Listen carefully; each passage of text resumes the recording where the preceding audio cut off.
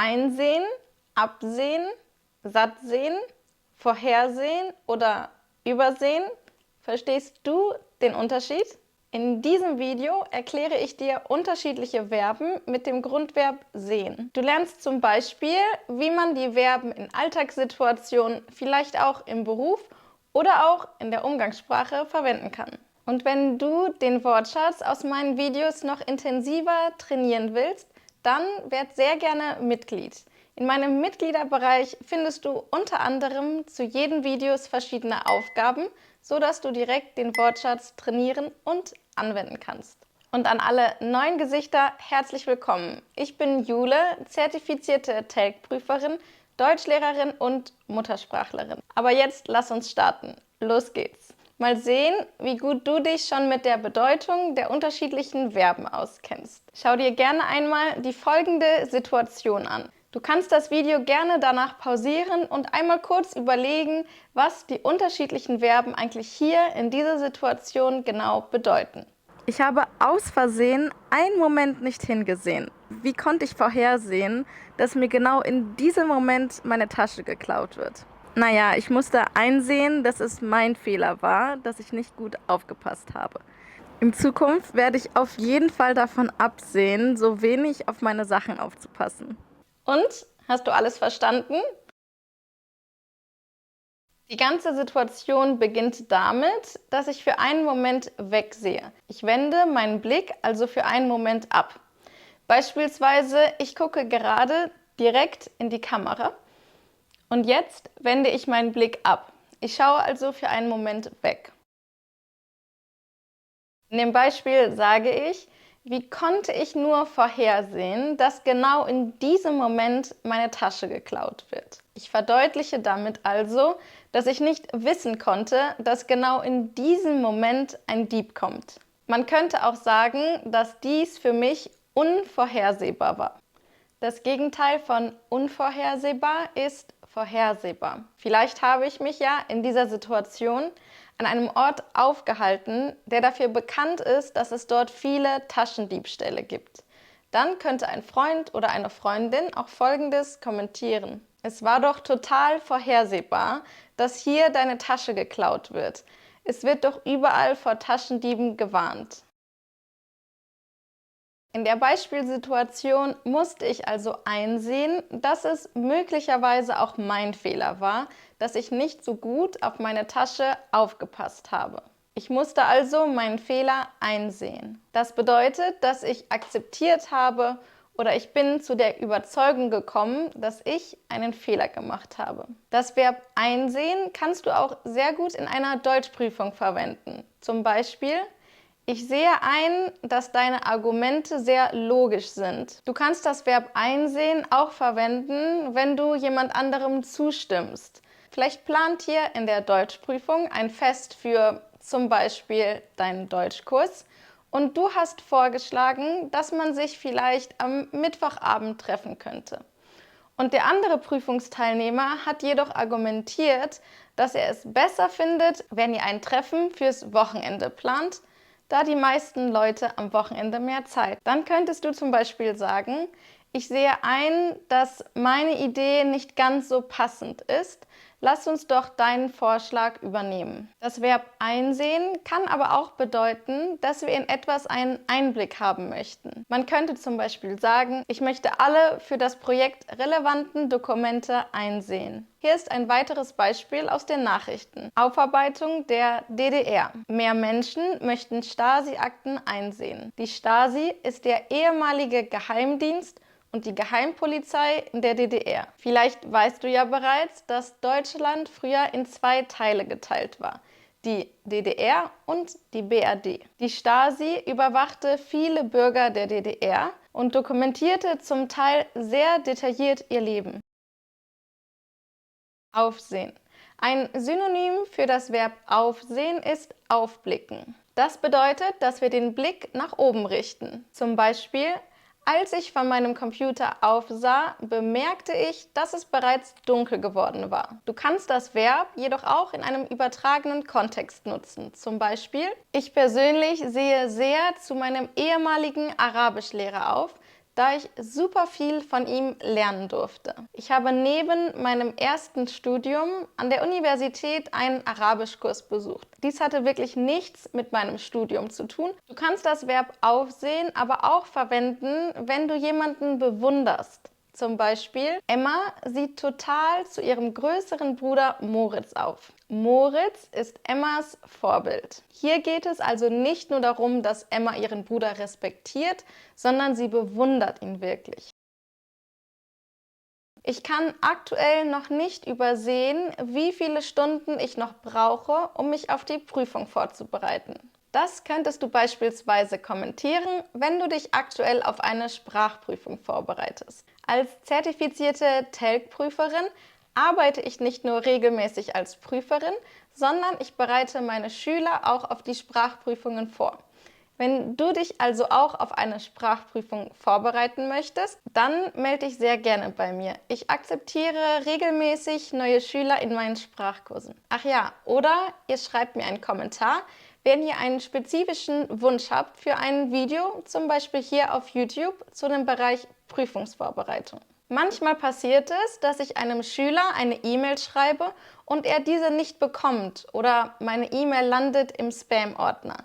Dann könnte der Schüler mir auch Folgendes schreiben: Es tut mir leid, ich habe deine Nachricht leider total übersehen. Der Schüler hat hier also nicht bewusst meine Nachricht ignoriert, sondern er hat vielleicht aus Versehen auf die E-Mail nicht geantwortet. Das Verb schwarz sehen verwenden wir sehr häufig, wenn wir über bestimmte Ereignisse in der Zukunft sprechen. Ich sehe schwarz. Wir sind schon total spät dran. Ich denke, dass wir den Zug verpassen werden. Das Verb schwarz sehen kannst du also verwenden, wenn du ein zukünftiges Ereignis sehr negativ oder sehr pessimistisch einschätzt. In dem Beispielsatz war ich nicht sehr optimistisch, sondern ich bin eher von dem Schlimmsten ausgegangen. Und zwar, dass wir den Zug verpassen werden. Vielleicht hast du große Angst vor einer Prüfung. Dann könntest du auch sagen: Ich sehe schwarz. Ich denke nicht, dass ich die Prüfung bestehen werde. Vielleicht fragst du dich, ob es auch das Verb weiß sehen gibt. Soweit ich weiß, existiert dieses Verb nicht. Aber wir haben das Verb hell sehen. Dieses Verb erkläre ich dir jetzt. Und danach kommen wir zu dem Verb rot sehen. Man könnte meinen, dass Hellsehen das Gegenteil von Schwarzsehen ist. Das stimmt so aber nicht wirklich. In der Umgangssprache wirst du häufig auch folgende Aussage hören: Woher soll ich das wissen? Ich kann doch nicht hell sehen. Zum Beispiel, wenn mich ein Schüler fragt: Jule, was denkst du, welches Thema wird in der C1-Prüfung drankommen? Das kann ich dir auch nicht genau sagen. Ich kann ja nicht hell sehen. Als zertifizierte Prüferin, die sehr regelmäßig Prüfungen durchführt, kenne ich zwar sehr viele der Themen, die in den Prüfungen drankommen, aber ich weiß natürlich auch nicht, welches Prüfungsthema an welchem Tag genommen wird. Hier noch ein anderes Beispiel aus einem Artikel, der Beziehungstipps gibt. Sagt, was ihr euch wünscht. Auch Liebende können nicht hell sehen. Der Titel verdeutlicht also, dass eine Person in einer Beziehung nicht automatisch die Gedanken der anderen Person lesen kann. Daher wird hier empfohlen, dass man seine Wünsche am besten immer direkt kommuniziert. Ich bekomme leider sehr schnell einen Sonnenbrand. Mein Gesicht wird jedoch nicht nur rot, wenn ich zu viel Zeit in der Sonne verbringe oder wenn ich Sport treibe oder wenn mir etwas peinlich ist, sondern auch, wenn ich sehr wütend oder generell sehr emotional werde. Vielleicht hilft dir dieser kleine Vergleich, um dir die Bedeutung von dem Verb rot sehen besser merken zu können. Das Verb rot sehen verwenden wir, wenn jemand wütend wird und manchmal auch, wenn sich diese Person in dieser Situation nur schwer oder vielleicht auch gar nicht kontrollieren kann. Wenn ich höre, dass jemand unfair behandelt wird, dann sehe ich direkt rot. Mich macht dies also sehr wütend. Oder wenn du in einem Unternehmen arbeitest und dein Chef vielleicht sehr streng ist, dann könntest du auch Folgendes kommentieren: Wenn wir nur einen kleinen Fehler machen, sieht unser Chef direkt rot und fängt an, uns anzuschreien. Ich produziere nicht nur gerne YouTube-Videos oder auch andere Videos, beispielsweise für meine Instagram-Seite, sondern ich schaue mir auch sehr gerne Videos von anderen Creatoren an.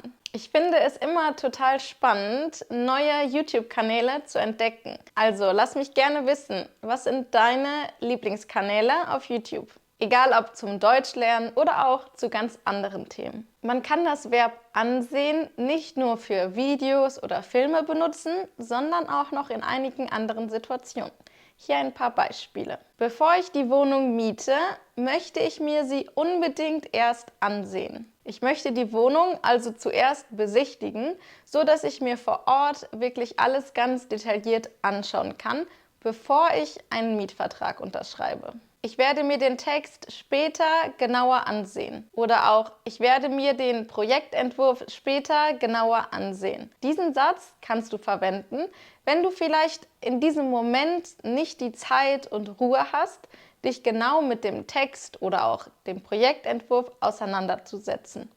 Du wirst ihn dir also später anschauen und dich später damit in Ruhe beschäftigen. Vielleicht hast du auf der Straße auch schon mal folgenden Kommentar gehört. Warum guckst du so? Sieh mich nicht so an. Je nachdem, wie du diesen Satz natürlich sagst, kann es ganz unterschiedlich rüberkommen. Wenn du zum Beispiel ein besonders schönes Outfit trägst und deine Mutter zum Beispiel macht dir viele Komplimente, dann könntest du auch sagen, sieh mich nicht so an, ich werde sonst noch total rot. Wenn wir von etwas überrascht sind, dann können wir jemanden auch groß ansehen. Oft können wir einer Person auch ansehen, wie es ihr geht. Manchmal erkennen wir dies auch bereits aus weiter Entfernung.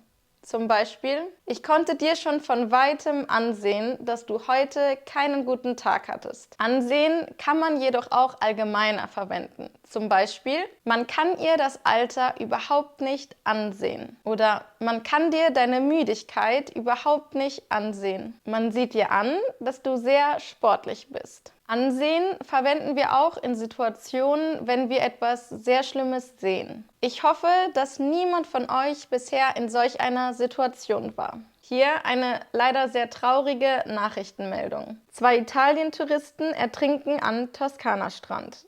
Familie muss alles mit ansehen.